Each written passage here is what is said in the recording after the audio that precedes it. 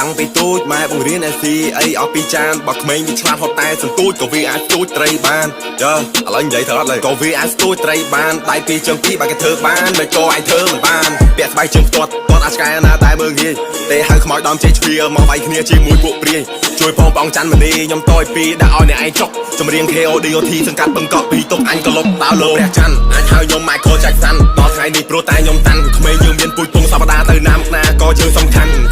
តែមិនទាន់បញ្ចប់ខំប្រឹងដល់ថ្ងៃគេកប់រឿងខ្មែរ shit នៅបន្ទប់តែហប់ដោះជើងបបអួយហើយជួលកញ្ចក់យូរវ័យ18ក្តីសម័យនៅពេញខ្លួនហើយយកទឹកភ្នែកមកស្រោចតំណាំស្រោចផ្កាសួនចម្រៀងខ្ញុំគឺជាកាហ្វេខ្មៅនៅពេលព្រឹកសូមយកបេះដូងអ្នកយកមកស្ដាប់ហើយយកក្បាលយកមកគិត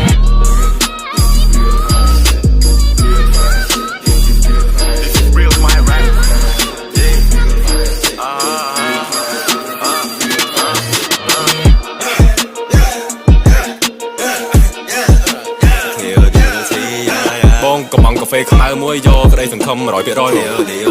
KODOT គោចំហបើសិនលូកត្រូវតែលូកអីកប់សម្រាប់ចិត្តថាធ្វើអីមួយត្រូវតែ10លើ10អ្នកមិនស៊ូជាមួយយើងត្រូវកាត់ចោលឲ្យអស់គេមិនខ្វល់ពីយើងផងកាត់ចោលមានអីត្រណោះខ្លាចគេអន់ចិត្តតែគេអត់ខ្លាចយើងអន់ចិត្តផងថ្ងៃដែលមេងងងឹតគ្មានអ្នកណាចង់ឈរចិត្តយើងផងពេលបើកមាត់និយាយសុំមេត្តាឆ្លងកាត់ឡាតែសាភ័ក្របើជើងគេដើរមើលចង់ដឹងដើរបានប៉ុន្មានម៉ែត្រទោះបីពេលនេះពួកយើងមិនទាន់ហែលដល់ត្រើយរាល់ថ្ងៃមិនទាន់មានអីផងពេលចូលដេកឲ្យចេះខ្មាស់ខ្នើយដំណើរជីវិតកំសត់តែពួកយើងមិនកំសាកឡើយអញ្ញាកដាថែម4នាទីឬ5នាទីត្រូវលេងបងហើយបើដើរត្រូវគឺយើងជោគជ័យបើបរាជ័យត្រូវដើរម្ដងទៀតគ្រាប់ពេជ្រវាមានតម្លៃព្រោះគ្រាប់ពេជ្រដោះដោយសារសម្ពាធឆ្លៀតដើម្បីគ្រួសារឆ្លៀតដើម្បីមហិច្ឆតាសូមចាំនៅក្នុងសៀតកាមមនុស្សស្រឡាញ់យើងគឺសំខាន់ណាស់លុយគឺមិនអាចទិញភាពស្មោះត្រង់បើនោះស្រីស្រឡាញ់យើងពិតមិនខ្វល់ជិះឡានឬជិះកង់ហើយមនុស្សប្រុសដែលចេះតស៊ូនឹងលើកមុខមាត់នៃស្ត្រីដែលនៅជាមួយយើងយូរនឹងលើកមុខមាត់របស់ប្តី Let's go